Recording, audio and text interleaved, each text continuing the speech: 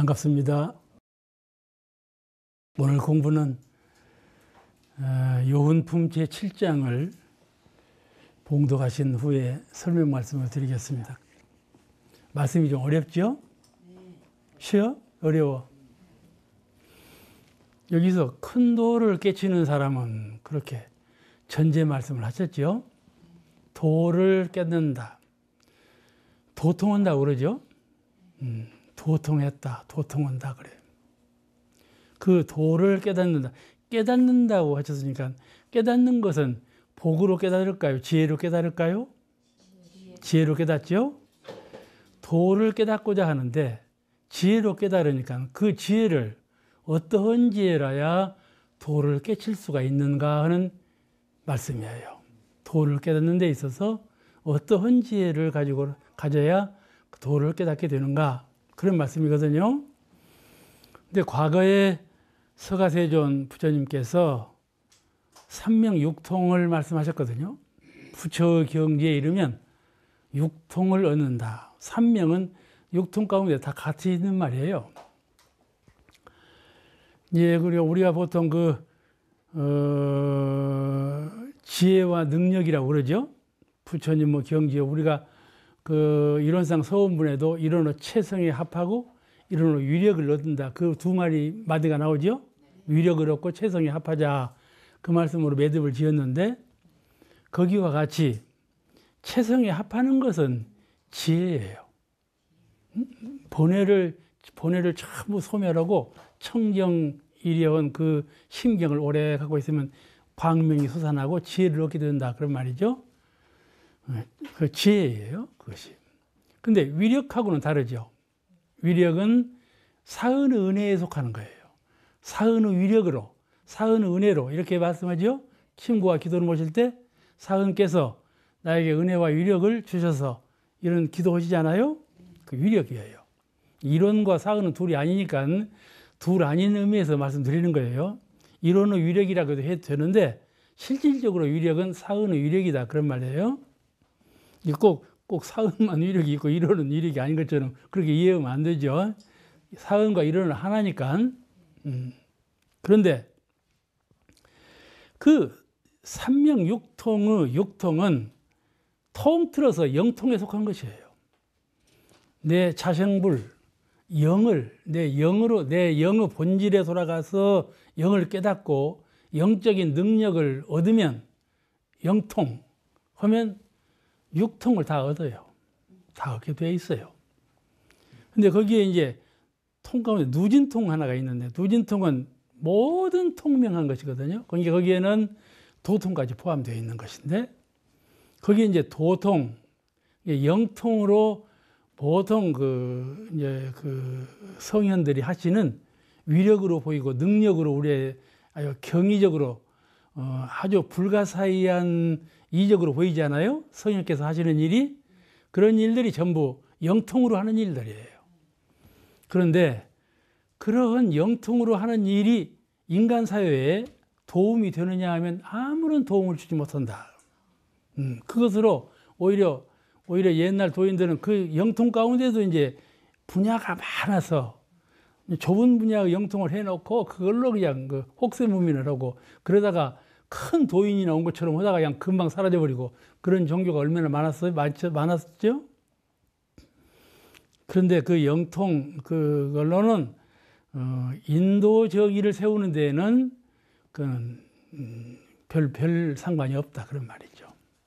그럼 무엇이 인도 정의를 세우는데 인도 정의라는 말은 전 인류가 평화롭게 살 수 있도록 차별 세상에 살지 아니하고 평등하고 자유하고 행복한 평화의 세계에서 살 수 있도록 하는 것이 인도 정의의 실천이에요. 또 인도 정의는 개인별로 사회나 가정도 그렇지만 개인별로도 성불의 인격을 원만히 이루는 법, 그 법을 인도정의라 그렇게 말을 해요. 대림사님은 인도정의의 표준을 세웠어요. 그러니까 원불교는 광대문양한다곤 세계의 건설이 목표예요. 그렇게 교법의 개설이 나오죠. 광대문양한다곤 세계를 개설하고자 원불교를 세웠다. 그것이 취한 목표예요. 옛날 종교는 그러지 않았어요. 이 세상을 놓아버리고 하늘세계로 간다든지 극락세계로 간다든지 떠나자 이리 됐어요. 응? 근데 그 극락세계, 하늘세계가 마음 하나를 성불하면 세계가 둘이 아니다 그 말이에요. 옛날에는 중생들을 제도하기 위해서 따로 세계가 있는 것처럼 말했지만은 그런 따로 조판된 세계는 없다 그런 말이에요. 그걸 선언하신 거예요. 두 세상이 아니다. 죽어서 가는 세상이 저승이 아니고 죽어서도 이 세상, 살아서도 이 세상. 다만 내가 몸을 입고 살 때는 이 세상, 몸을 벗어버리고 영혼으로 있을 때는 저 세상 그럴 뿐이지 세계가 둘은 아니다 이 말이에요. 영적으로도 다른 세계에 가는 것이 아니다 그런 말이에요. 그러니까 이 도통은 우주 진리, 인간 성품 원리, 이 모든 생명 성품 원리하고 우주 만유 진리를 깨달으셔서 법으로 짜신 것이 도예요. 그게 도통이라고 그래요. 이게 우주 진리와 인성, 성품의 생명, 성품의 본래 마음, 성품의 원리를 깨닫는 그 말이에요. 도를 깨치고자 하는 사람이 그 말이 아시겠죠? 여기 도를 깨치고자 하는 사람은 그 말은 도통을 의미하는 거예요. 도통하고자 하는 사람은 도라는 건 뭐냐면은 우주만유 진리와 성품의 원리 그를 도라 그래요. 아시겠죠? 도통하는 사람은 정의의 해를 닦아야 한다 그래요. 정의의 해를 닦아야 한다. 오늘 그에 대한 말씀을 드리려고 그래요. 보통 우리 공부인은 수행한다고 나서 수행하는 사람들은 성현의 말씀, 우리 대종사님의 말씀, 그게 어록으로 다 나와 있죠. 말씀이. 또 경전의 글, 경전은 글로 되었으니까 경전에 나온 글, 또 전수한 법, 여러 이제 법사님으로부터 법을 들었다든지 여러 경로를 통해서 법을 듣고 배우지 않아요? 배우고 닦은 그 전수, 배우고 닦아서 전수한 법. 그러니까 성현의 말씀과 경전의 글과 전수한 법으로 해를 삼았어요. 그것을 지혜 삼았어. 알겠죠? 내가 갖고 있는 지혜라는 것은 대개 다 그런 것들이었어요. 그런데 그 지혜로는 도통을 하지 못한다 그런 말이에요. 그 지혜만 가지고는 도통을 이룰 수가 없다. 그럼 어떤 지혜라야 하느냐? 그를 정위에 수양력, 정이라는 건 수양력이에요. 수양력을 함축한 그 수양력 위에 연구력, 지혜를 닦은 그 지혜라야 도통을 하지. 그냥 배워서 알고 연마해서 알고 말씀을 듣고 알고 그 아는 지혜를 가지고는 도를 이루지 못한다. 그런 말씀이거든요. 큰 도를 이루지 못한다. 오늘 이제 그에 대한 말씀을 더 광범하게 드리겠습니다. 이 자성의 정을 오늘 그 정위에 해를 쌓고 그러면 우리가 일상수행의 요법에서 자성의 정을 세우자, 자성의 해를 세우자 그랬죠? 그 자성의 정위에 자성의 해를 세워야 한다 그런 말씀인데 자성의 정에는요, 자성의 정자리에는 말씀이 없어요. 응? 글도 없죠. 법도 없죠. 그잖아요? 이론상 해도 이론상 법이에요. 법. 그림으로 보여준 법, 말씀으로 가르쳐준 법이에요. 그 자성의 정자리에는 그게 없다 그런 말이에요. 그게 가르치기 위해서 표현한, 가르치기 위해서 형무로 보여주고 말씀으로 해주시고 그런 것은 그 자리에는 없다 그런 말씀이죠. 없다. 자성의 정에는 말과 글과 법이 없어.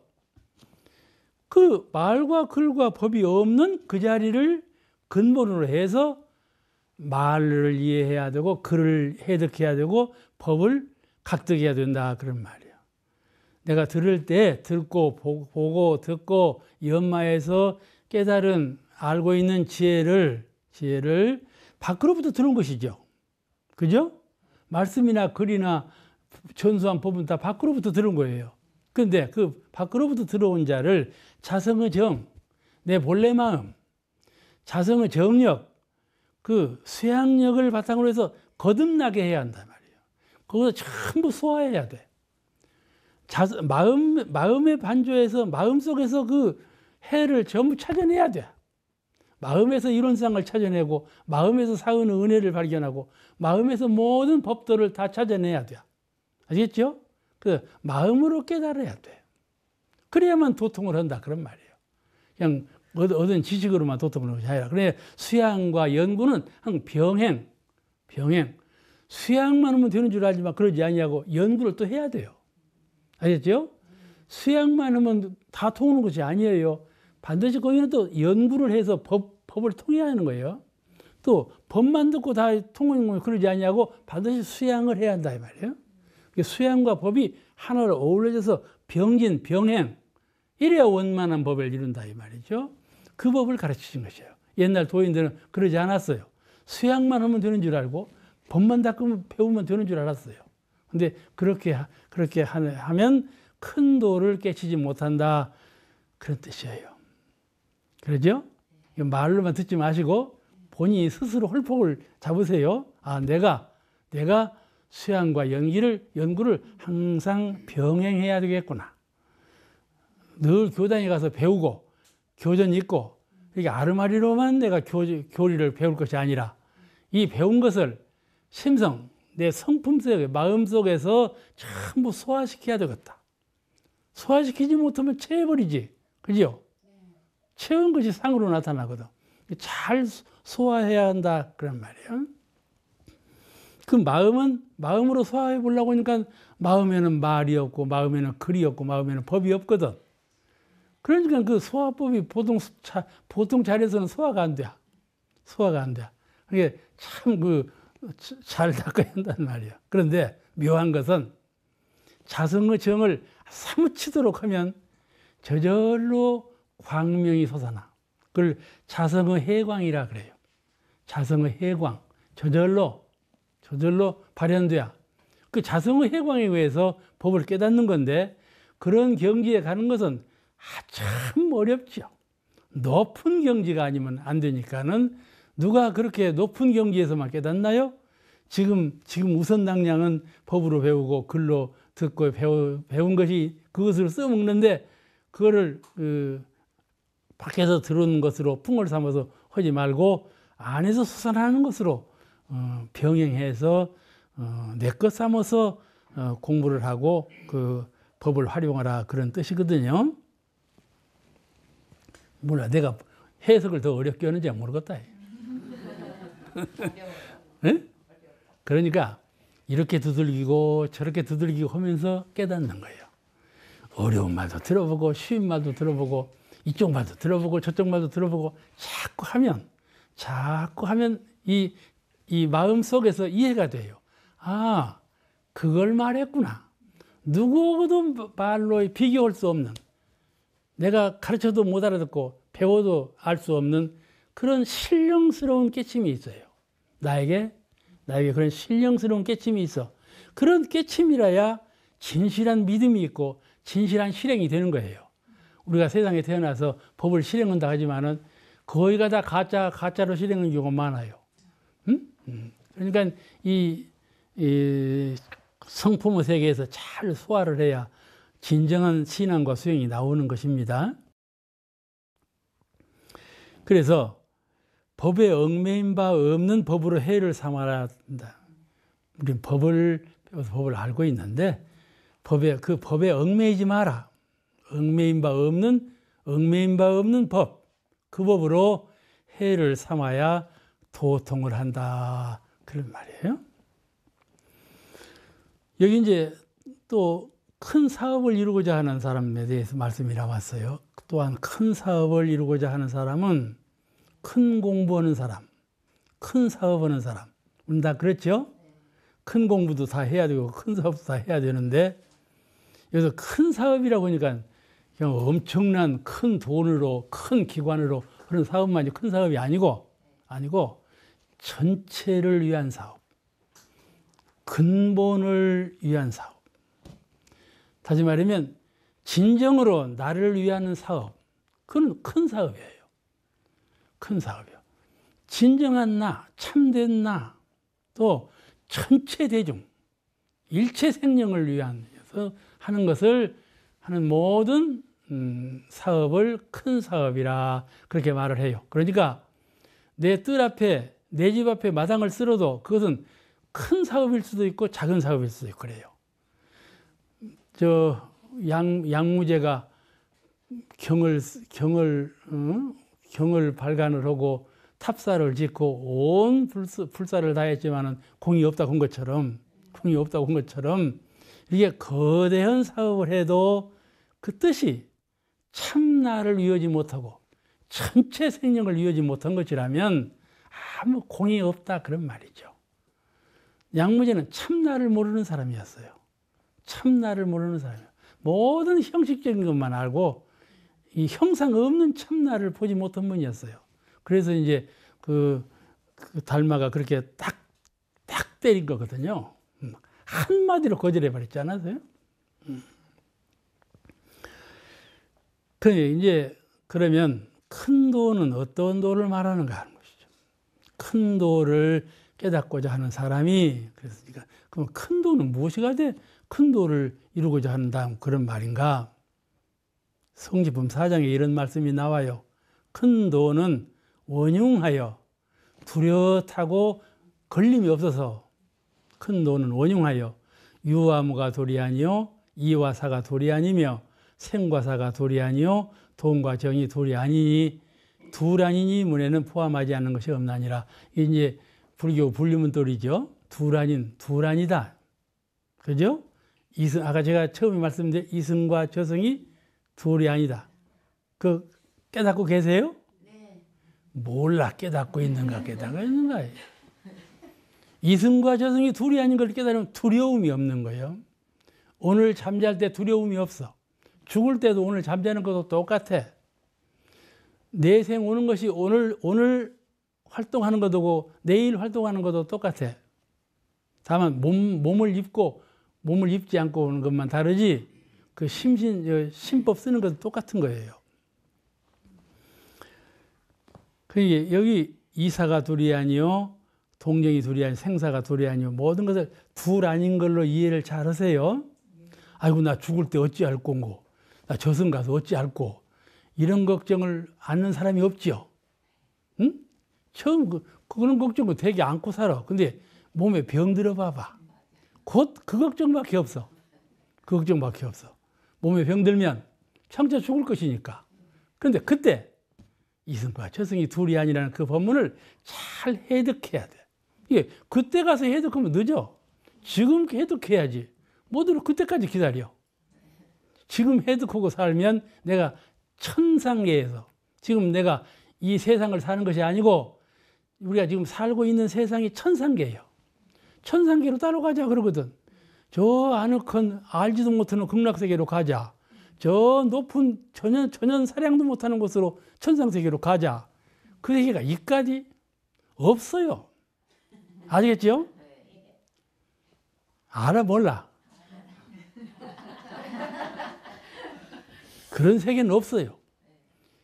그런데 이제 그때 예수님 모시고 서가세존 오실 때는요, 참 인류가 미몽했어요. 참 어리석은 때였어요. 어리석은 때였어요. 이렇게 문명화되지 못했어요.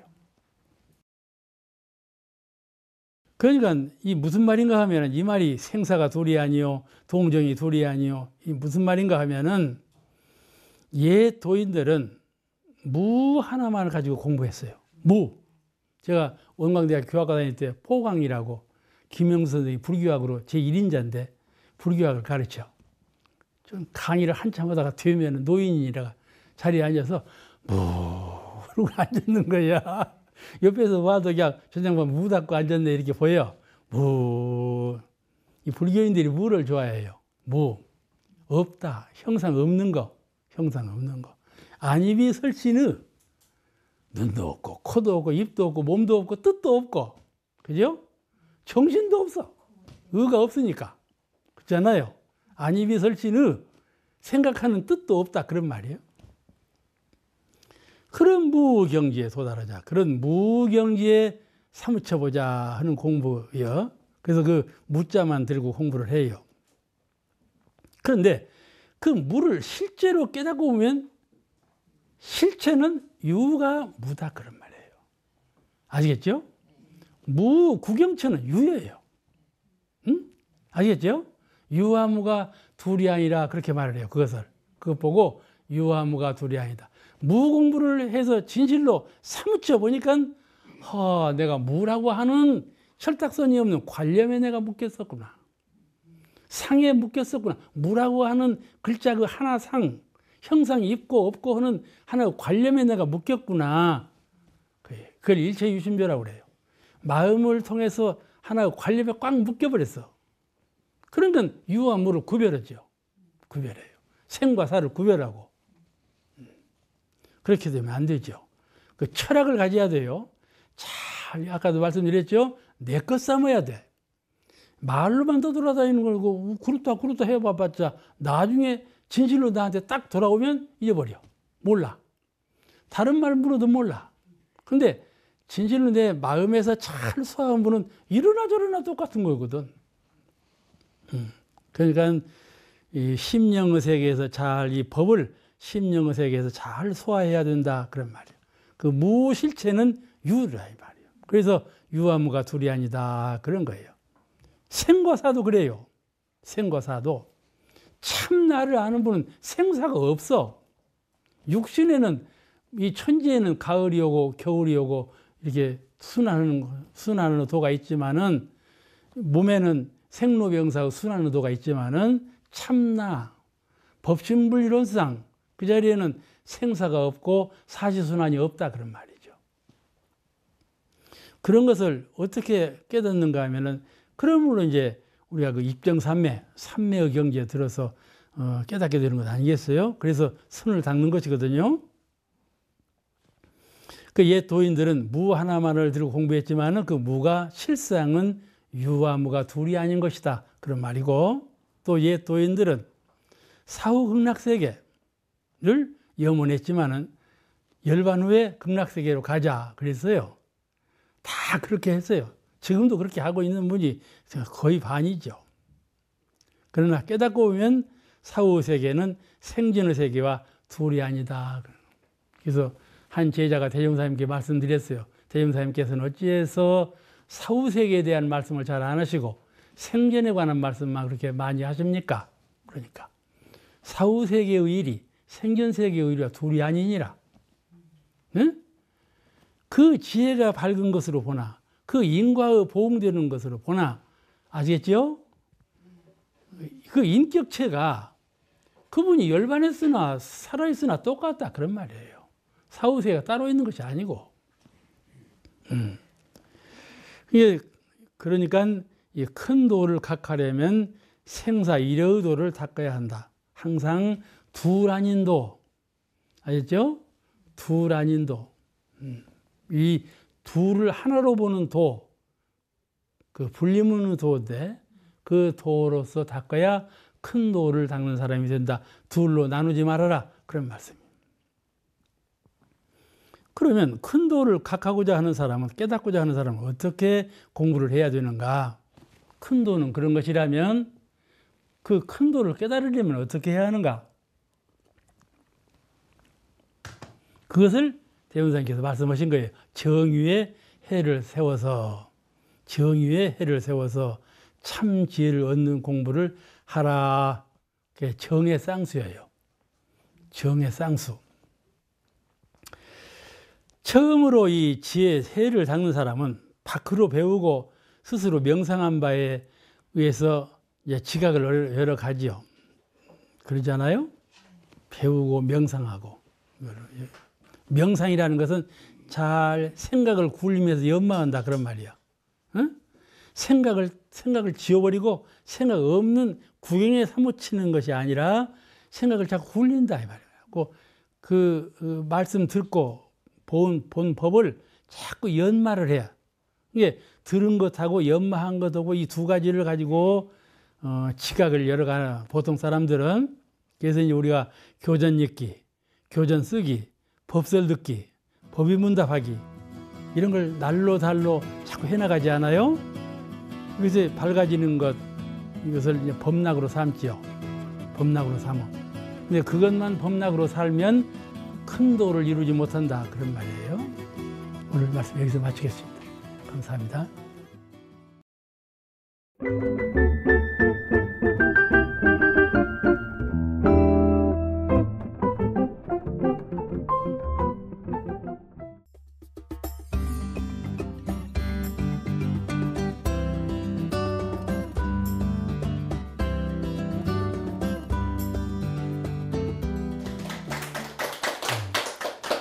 반갑습니다. 그런데 해만을 닦는 수도인은 이법의 태를 벗어나지 못해. 이법. 그 이면의 속 깊은 자리를 헤아리지 못해서 숨을 줄을 몰라. 숨을 줄을 몰라. 늘 잘 아는 척만 해. 늘 가르치려고만 해. 그죠? 그러네. 가르치려고만 해요. 아버지, 어머니도 당신만 알고 자녀는 몰라. 그게 늘 가르치려고만 해요. 자기 반성을 못해. 또 숨을 줄을 몰라. 늘 뭐를 나타내려고만 해요. 아니까. 태양도 그렇게 밝은 것이지만 한번 숨지 않아? 숨었다 밝았다 숨었다 밝았다 하는 것처럼. 이렇게 그 숨을 줄 알아야 되는데 숨을 줄을 몰라. 근데 이렇게 그 지혜가 밝은 분은 아무리 지혜가 밝아도 숨겨. 왜냐? 숨겨야 지혜가 밝아져. 어떤 도인이 도를 깨달은 후에 다른 사람 이름을 알것더래. 그래서 한양에서 내려오면서 저 사람은 아무개, 저 사람은 아무개 다 알아맞혀서 자기 절 갈 때까지. 절에 오니까 다른 사람 이름을 모르겠더래. 다 매해갖고. 아는 것을 아는 척하면 다 매해져 버려. 아시겠죠? 자꾸 해봐야 알아. 말만 듣고는 잘 몰라. 아, 내가 해보니까 꼭 그렇구나. 해보니까. 이 분별 식심. 잘 재주로 알아차리고, 명상으로 알아차리고, 이게 식견으로 알아차리고 오는데 이 식견, 이것이 나를 어둡게 하거든. 식견, 이것이 알아차리는 아르마리가 없으면 공부를 못해. 학교에 가서도 공부 못하지요. 재능이 있어야 공부하지요. 근데 그 재능이라 하는 것이 성품의 광명은 어둡게 한다 이 말이에요. 어둡게 하는 거다 그 말이에요. 그러니까 이 양자를 병행해야. 이게 지혜 있는 사람은 숨을 자리에 숨어. 그래야 지혜가 또 밝아져. 지혜가 안 어두워져. 숨을 자리에 숨지 말고 늘 아는 거 나타내 봐봐. 그러면 어두워져 버려. 이게 그렇게 자꾸 교당에 나오면서도 법을 많이 배워가지고 아는 체 하는 사람은요 대중이 싫어해요. 그죠? 여러분은 그래 안는가 몰라? 대중이 싫어해. 자꾸 아는 소리 해봐봐. 누가 싫어하지? 이게 알아도 모르는 채. 숨기는 말씀이 있어야 그 알미, 참 알미 된다. 모든 걸 병행할 줄 알아야 돼. 본래 이 세상이 음양상승으로 됐어요. 양으로만 나타나면 소모돼 버려요. 양은 음으로, 음은 양으로. 이렇게 자꾸 순환하면서 새 것이 되고 근본을 잃지 않는 것이 우주 진리거든요. 그냥 그런 법도를 잘 알아서 공부해야 되겠어요. 우리가 보통 말할 때 뚜렷하고 고요한 정신을 말을 해요. 정신이라 하면 뚜렷하고 고요하여. 정신수양의 요지에 그리 나와 있죠. 뚜렷하고 고요하여. 그 뚜렷하고 고요한 것이 우리 영성이에요. 그 뚜렷하고 고요한 영성으로 법을 각하는 정정 공부가 필요하다 그런 말이에요. 정정 공부가 정할 정자 고요 정자 정정 공부 고요히 한 마음으로 통일하는 공부 그 공부가 필요하다. 그래서 분별심을 정정 공부로 잠재우고 자꾸 분별하는 이 분별심을 수양 공부심으로 잠재워 알미 아닌 깨침으로 내가 법을 알고 있는데 그 아는 것에 그치지 말고 법을 깨닫는 방향으로 이렇게 노력을 해야 한다. 그래서 오득하는 공부를 다시 해야 돼. 우리가 지금까지 공부해오고 있는 그 법을 내 영성을 통해서 다시 한번 소화시켜서 거듭나는 그런 공부길로 거듭나야 한다. 그런 말이죠. 그것을 정유에 해를 닦는다 그렇게 말을 해. 정유에 해를 닦는다. 이 정유에 해를 닦는다는 얼핏 잘못 들으면 정을 닦고 나서 해를 닦는다 꼭 이렇게 들려요. 근데 그런 순서가 있어요. 정을 닦고 나서 해를 닦는다. 그러니까 우리가 좌선할 때 좌선한 후에 유두연마를 하죠. 이게 정 후에 해를 연마하는 공부 순서예요, 그것이. 근데 이제 그건 실제로 공부를 순서지만은 내가 공부할 때는 정해를 항상 같이 닦아간다. 그러니까 정해라는 것은, 정해 공부라는 것은 보따리에 싸서 저 선반 위에 얹어두면 안 돼. 내가 지금 말할 때, 길을 갈 때, 행동할 때 언제든지 정해 쌍수를 하는 거예요. 아시겠죠? 정해 쌍수를 하는 거예요. 내가 동할 때 동에 그치지 아니하고 정의 심경을 여의지 않는다.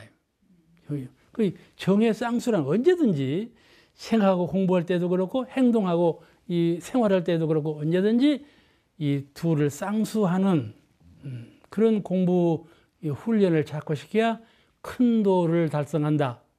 잘못하면 우리 인생이 100세 미만이 죽지 않아요.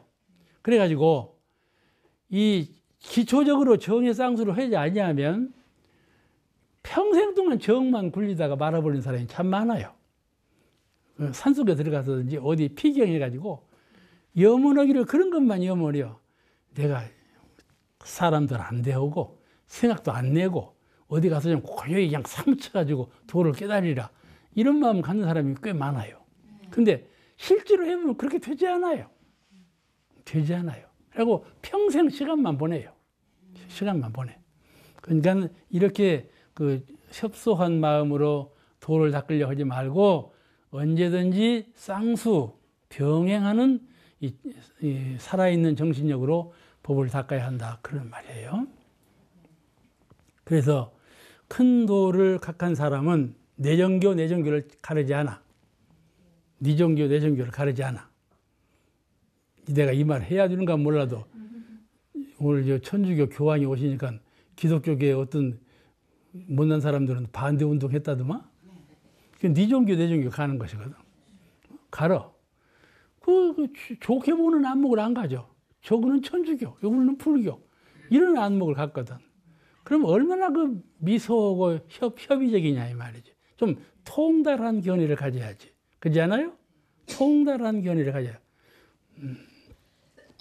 이렇게 그 통달한 견해를 갖는 것이 이 대승법이에요.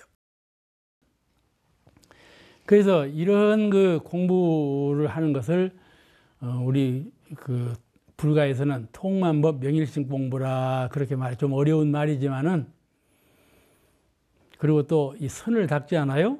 선을 닦아서 공량을 키워. 그 상을 버려. 선을 닦으면 어떤 고정관념이 사라져버려.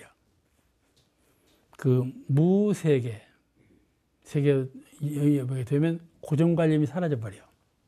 그 상을 버리는 거예요. 그런 연후의 사리를 굴려 연마하면 참도를 깨닫는다. 그런 말씀이거든요. 근데 이것을 선우를 알아가지고 그냥 계속해서 선만 닦다가 그러라는 것이 아니라 언제든지 이렇게 병행하는 그런 공부를 해라. 선을 닦고 연마하고 선을 닦고 이렇게 계속해 나가면 상자 서로 도움을 줘요. 연마를 잘하면 다음에 선이 잘 닦아지고 선을 잘 닦으면 연마거리가 분명해져요. 적실해져. 아시겠죠? 선을 닦지 않냐고 연마하면 흐리멍텅해요. 살이 분별이 흩어져 자꾸. 근데 선을 닦고 난 후에 연마하면 확실히 닦으면. 또 연마를 잘 해가지고 선을 닦으면 선이 흐지부지한 선이 아니에요. 적실한 선이 돼요. 서로 상자 관계가 되는 거예요. 그래서 병행을 하라는 거예요. 병행을 하는 거예요. 이 다음에 거기에 부연해서 큰 사업을 이루고자 하는 사람까지도 말씀하셨는데, 큰 사업을 하는 사람은 아까 말씀드렸죠. 큰 사업을 꼭 그게 거대한 사업으로 생각하지 아니라 본성을 여의지 아니하고 전체 대중을 떠나지 아니하는 그런 사업을, 그런 일을 큰 사업이라고 그래요. 그런데 그 할 때 제주로만 하지 말고 덕유의 재주를 써라 그런 말이에요.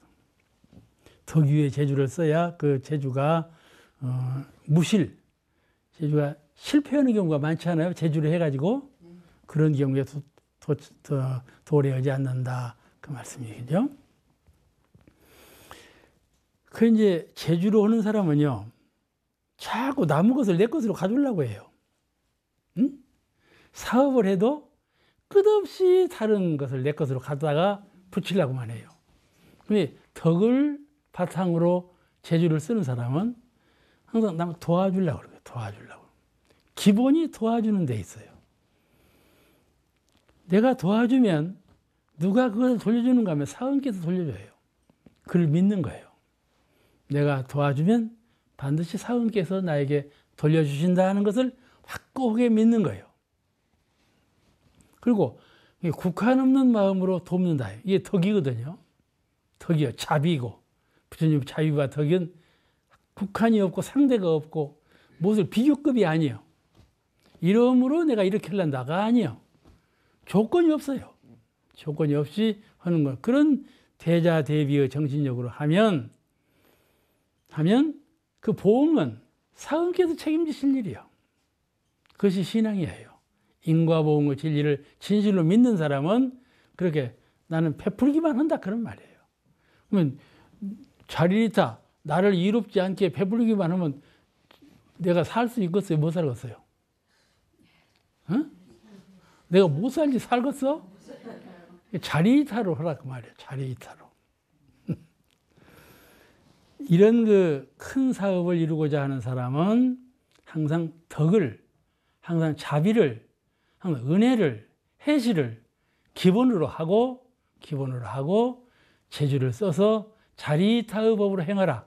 그런 말이에요. 그것이 큰 사업을 하는 사람이다. 큰 사업을 하는 사람이다.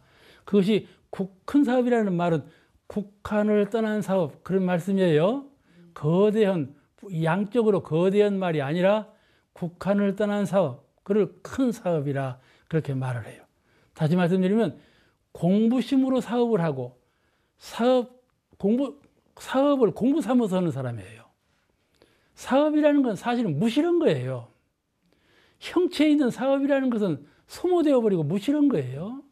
다만 그걸 하면서 마음을 닦아야, 또 닦은 마음으로 그것을 해야 그 복락과 그 지혜가 소모되지 아니하고 깨지지 않아요. 복락과 지혜가 깨지는 것은 그 중생들이 하는 짓이죠. 불보살은 복락과 지혜를 닦되 깨지지 않아요. 소모되지 않아. 항상 무궁무진한 그런 그 지혜와 복락을 자극하는 것이죠. 할 수 있겠죠? 어려운 일이 아니지 않겠어요? 이것은 작은 일이나 큰 일이나 가까운 일이나 먼 일이나 항상 그런 표준으로 자리리타, 자각각타 이런 표준으로 일을 해나가면 자각각타 이것이 지혜이고 자리리타 이것이 재주이요 덕이에요. 그러니까는 이런 그 사업하는 것은 자리리타로 하는 것 아니겠어요? 이런 그 표준을 두고 우리가 늘 공부를 해나가야 공부와 사업을 병행해 나가야 되겠어요. 그 다음 요음품 제8장 용맹한 사람 다 아시죠? 객기로 용맹인 사람입니다. 객기. 그냥 누가 봐도 저 사람 객기 부리네. 그런 용맹이 있는 사람이 있어요. 용맹 있는 사람, 천성적으로 용감한 사람이죠. 성격이 용감하고 좀 사나운 사람이에요. 용맹한 사람은 앞뒤 구별을 못하고 좀 사나운 성질을 갖고 있어요. 근데 이제 용맹이라는 건 꼭 이렇게 용감하고 사나운 사람을 말하는 것만은 아니고 정의감을 가지고 그렇잖아요. 정의감을 가지고 비굴하지 아니하고 용맹한 것은 아주 의용이잖아요. 이 의미를 좀 넓게 또 해석할 줄 알아야 되는데, 자건 용맹은 대체적으로 그렇게 좀 그 용감하고 좀 거칠고 그런 사나운 성격을 가지고 있는 사람, 이런 사람에게 이것이 많아요. 객기로 운전하는 사람. 이런 사람은 대개 자기의 분수를 잘 몰라요. 자기의 실력과 자기의 위상과 자기의 분수를 잘 모르고 객기만을 내세워 하지 않고 투쟁을 벌려 싸워서 이기는 것만 주장을 세워. 결국 그런 사람은 반드시 지지요. 앞에 쉬운 말로 장기를 하나 뒤어도 뒤자 하는 사람은 나중에 진대. 처음에 장기 뒤자 한 사람은 장기 뒤면 꼭 쳐. 몰라, 그런 것은 모르지만. 성격이 거칠고 의문심이 강해서 싸워 이기기를 좋아하는 사람이에요. 용맹 있는 사람은. 근데 상대방에 대한 경외심이 없어. 좀 두려워하는 마음도 없고, 존경하는 마음도 없고, 존경하고 두려워하는 경외심이 부족해. 그래서 자만해. 그래서 경동해. 이런 사람이 대개 다 용맹한 사람에 속해요. 이 용맹한 사람은 왜 강적을 만나는가? 여러분, 호랑이가 왜 멸종되었는가 아세요? 호랑이는요, 개는 호랑이 먹이지 않아요. 응? 호랑이는 개나 이런 것들 다 잡아먹고 살아요. 근데 호랑이는 누가 잡아먹나요? 사람이 잡아먹어버렸어요. 호랑이는 사람이 잡아먹었어. 근데 사람은 잡아먹을 사람이 없잖아. 그죠? 근데 사람은 살고 있어. 호랑이는 없어져 버리고. 사람을 잡아먹는 사람이 또 위에 누가 있어 봐봐. 사람도 없어져 버릴 거야. 그럴 것 아니에요. 그래서 호랑이가 없어지는 이유요. 그러면 사람은 어떻게 해서 호랑이는 잡아먹고 자기 사람은 안 잡히는가? 지혜가 있기 때문에 그래요. 지혜가 있기 때문에. 용맹한 사람도 지혜가 있어야지. 자기 분수를 알고 모든 형세를 알고 상대방을 알고 진리를 알고, 그죠? 진리를 알고 내 분수를 알고 이 모든 현상, 이 상황, 그걸 잘 두루 판단하는, 두루 볼 줄 아는 안목, 이런 것이 부족한 거예요. 객기 때문에, 용맹성 때문에 이런 것을 헤아릴 줄 몰라. 그럼 가령 희로애락, 분하는 마음이 나. 부는 마음이 나도 그런 객기 많은 사람이 훨씬 더 즉발적으로 분을 내. 지혜로운 사람은 분을 안 내. 분을 안 내. 그죠? 반드시 희로애락의 감정을 쓸 때에도 좀 지혜롭게 해야 돼. 좀 두루 살필 줄 아는. 그걸 자꾸 용심법으로 용해를 시켜. 내가 마음을 쓸 때 용심법에 용해 잘 녹여가지고 그걸 자꾸 훈습을 시키면 저절로 돼요. 저절로 돼야. 안 되는 것이 아니라 천성적으로 타고난 것은 잘 고쳐져요. 그래서 용맹한 사람은 주의하고 조심하는 마음이 부족해요. 우리 정전에 주의 조행이 있죠? 세상에 어느 성의 어느 말씀에 주의 조행을 하는 법이 있는 데가 있어요. 원불교밖에 없어요. 근데 앞으로 오는 세상은 주의 조행이 참 필요한 세상입니다. 이렇게 그냥 교통이 미나르고 정보가 미나르고 이런 때는요, 참 주의 조행을 해야 돼요. 주의 조행 안 하면 큰 생명을 없애버리니까 이 주의 조행이 엄청난 역할을 해요. 그와 같이 주의 조행이라는 건 꼭 종교하고는 먼 것 같아도 절대로 그렇지 않아요. 그래서 강적을 만나는 것이거든요. 이 세상은 강한 적이 얼마든지 숨어 있거든요.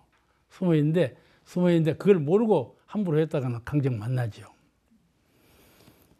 용맹한 사람은 온전한 생각으로 두루 살피는 지혜가 부족해요.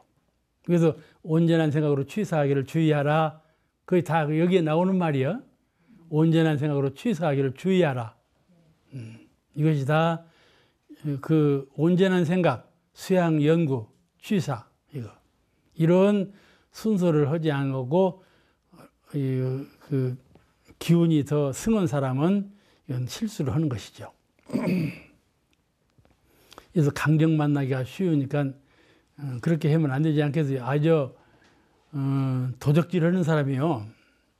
도적질 하는 것도 용맹 있는 사람이 해요. 용맹심 없으면 도적질 못 해요. 들킬까 무서워서. 그런데 그 용맹 있는 도적놈도 어떻게 하는 거니? 똥을 싸는 거야. 똥을 싸면서 가만히 상황을 보는 거야. 하고 발견되면 나 똥 싼다. 그러면 그만인 거야. 도적놈 아니에요. 그냥 똥을 싸면서 가만히 상황을 보고는 이제 이 정도 같으면 되겠다 하면서 도적질을 하는 거야. 그러니까 도적놈도 지혜가 있는 거예요. 근데 용맹 있는 사람은 지혜가 있어야 그 일을 실수하지 않고 한다 그 말이에요. 그러겠죠? 지혜. 불교는 지혜를 갖게 하는 종교예요. 아시겠죠? 불교는 그러므로 수행에 많이 치중되어 있어요. 수행. 지혜를 갖게 하는 종교예요. 생로병사도 선악귀천도 전부 지혜로 할 수가 있는 거예요. 지혜로 하지 못하면 거기에 끌박혀요. 몰라, 끌박힌다는 말이 전라도 사투리인가는 몰라도. 그것도 재주 있는 사람은 일 그르치기 쉽다 그러셨거든. 이제 간단한 말씀이지만은 아이고 보감을 삼을 말씀드리지 않아요? 재주 있는 사람. 그 사람은 자기 재능에 치우치어가지고 그냥 재빠르게 뭘 하지 않아요. 또 자기 혼자 주견으로 내세우고 이런 일을 잘 해요. 이런 습성이 있어요. 그래서 이런 습성 때문에 결함이 생기죠.